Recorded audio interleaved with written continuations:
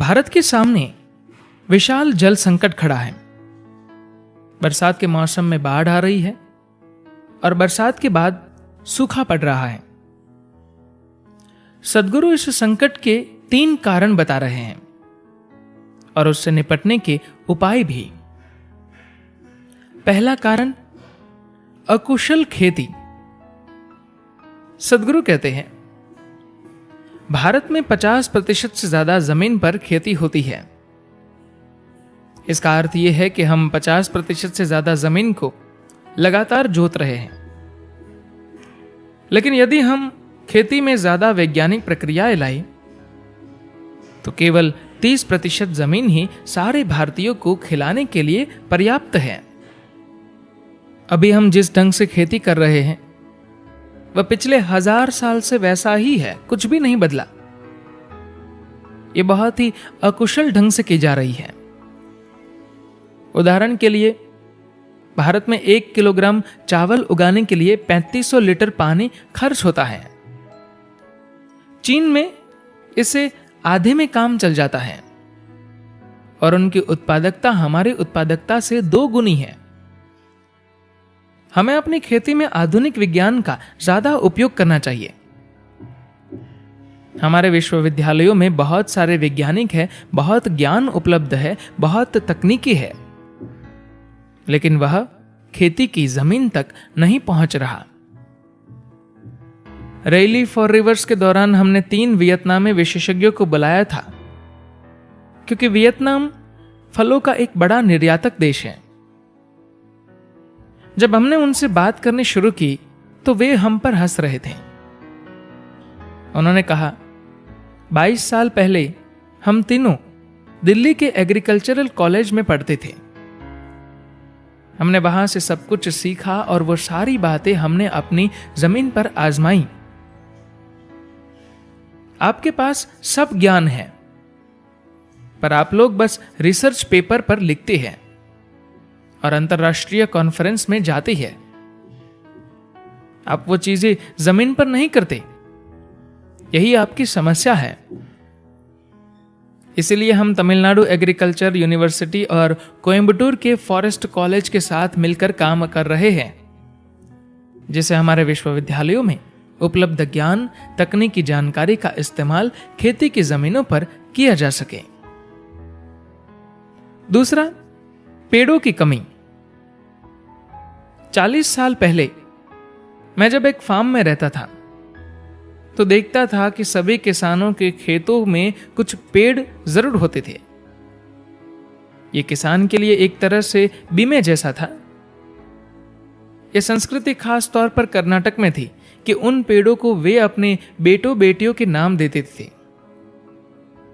जब एक बेटी के विवाह का अवसर आता था तो वे एक पेड़ काट डालते और उससे सारा खर्च निकल जाता था। अगर बेटे को उच्च शिक्षा के लिए यूनिवर्सिटी जाना होता तो एक और पेड़ से उसका भी खर्च निकल जाता। खेतों पर हमेशा पेड़ होते ही थे। लेकिन 40 साल पहले रासायनिक खादों की कंपनियों ने भारत के गांवों में ऐसा प्रचार करना शुरू किया कि अगर आप खेतों पर पेड़ रखेंगे तो उनकी जड़ें सब खाद खा जाएंगी और फसल कमजोर होंगी। तो उन्होंने किसानों को पेड़ काट डालने के लिए तैयार किया। यह सोचकर कि रासायनिक खादें पेड़ों पर व्यर्थ हो जाएगी, हमने लाखों पेड़ काट दिए। आज परिस्थिति यह हो गई है कि हमारा पानी का प्रत्येक स्रोत, चाहे जमीन के नीचे का पानी हो या नदियों का, कम हो रहा है। इसका कारण यह है कि भले ही पिछले 100 सालों से सारे उपमहाद्वीप में बरसात लगभग एक जैसी ही हो रही है, पर पेड़ों के न रहने से जमीन के अंदर पानी की रोक कर रखने की हमारी क्षमता समाप्त हो गई है। जब बरसात होती है तो पानी रुकता नहीं, बह जाता है और बाढ़ आ जाती है, और फिर जब बरसात खत्म हो जाती है तो सूखा पड़ जाता है। यदि आप आज के जल संकट के बारे में विचार करें तो 1947 में देश में प्रति व्यक्ति जितना पानी था, आज उसका 25% ही उपलब्ध है।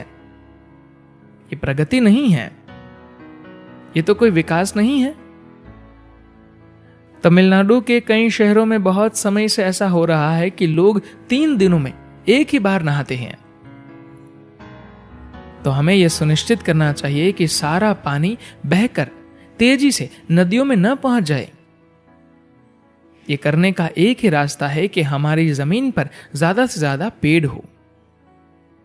ये कोई रॉकेट विज्ञान नहीं है, ये मेरा मुख्य उद्देश्य हो गया है। मैं सारे विश्व को, संयुक्त राष्ट्र संघ को, केंद्र सरकार को, राज्य सरकारों को यही कह रहा हूं। बड़े बांध, रोधी बांध, बराज, ये सब पानी के उपयोग के लिए ठीक है, पर आप इनसे पानी की मात्रा नहीं बढ़ा सकते। जमीन के अंदर पानी को रोकने का सिर्फ एक ही तरीका है, पेड़ लगाना। इसीलिए हमने कावेरी पुकारे अभियान शुरू किया है। हम पूरी कावेरी घाटी में वृक्ष आधारित खेती को बढ़ावा देकर किसानों को उनके खेतों में 242 करोड़ पेड़ लगाने में मदद कर रहे हैं। कावेरी एक पहला कदम है। अगर हम ये काम कावेरी घाटी में 12 वर्ष में सफलतापूर्वक कर लेते हैं तो ये राष्ट्र के लिए और विश्व के उष्णकटिबंधीय इलाकों के लिए एक क्रांतिकारी कदम सिद्ध होगा। तीसरा कारण, बढ़ती जनसंख्या। हम जो भी संकट झेल रहे हैं, चाहे वो पर्यावरण हो या पानी या अन्य मुद्दे, इन समस्याओं के पीछे जितने भी कारण हैं, उनमें से एक बड़ा कारण है मनुष्यों द्वारा गैर जिम्मेदार ढंग से बच्चे पैदा करना। भारत में 130 करोड़ लोग हैं। हमारे पास जमीन, नदियां, पहाड़ या आसमान का टुकड़ा भी इन 130 करोड़ लोगों के लिए पर्याप्त मात्रा में नहीं है। यदि आप आज के जल संकट के बारे में विचार करें तो 1947 में देश में प्रति व्यक्ति जितना पानी था, आज उसका 25% ही उपलब्ध है। ये प्रगति नहीं है, ये विकास नहीं है। तमिलनाडु के कई शहरों में ऐसा होने लगा है कि लोग 3 दिनों में एक ही बार नहाते हैं। हमारी संस्कृति ऐसी है कि चाहे कुछ भी हो, चाहे आप भोजन न करें, पर आप स्नान अवश्य करते हैं। यह हमारी जलवायु की मांग है। लेकिन अब लोग रोज नहीं नहा पा रहे हैं। ये कोई विकास या खुशहाली की बात नहीं है। अगर यही स्थिति रही तो ऐसा समय भी आ सकता है जब आपको पानी एक दिन छोड़कर पीना पड़ेगा। हमने मृत्यु को संभाल लिया है, पर जन्म की ओर ध्यान नहीं दिया। या तो हम जागरूकता पूर्वक अपनी जनसंख्या पर नियंत्रण करें, या फिर प्रकृति बहुत ही निर्दयी ढंग से ये करेगी। चुनाव हमारा है। मनुष्य होने का मूल यही है कि हम होशपूर्वक काम करें। मुझे लगता है अगर हम मनुष्य हैं तो हमें यह जागरूकता से करना चाहिए और अपने आप को किसी भी खराब परिस्थिति से बचाना चाहिए। धन्यवाद।